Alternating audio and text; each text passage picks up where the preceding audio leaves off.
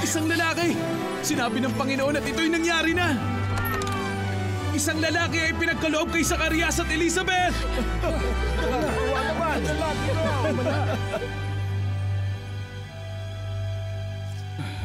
Totoo ba yun?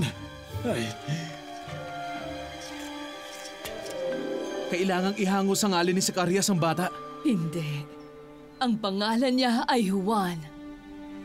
Ano? Ngunit walang mayroong ganong pangalan sa inyong pamilya. tama. Zacarias, anong pangalan ang nais mong ibigay sa iyong anak? Oo nga naman. Ano pangalan? Humihingi siya ng masusulatan. Ibigay ang kanyang sulatan. Makikiraan! Nandito ako! Nasa akin ang kanyang sulatan!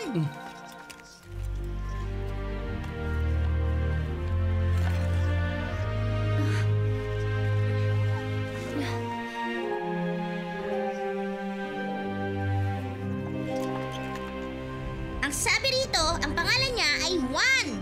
Ano? Patingin nga ako. Totoo ba yan?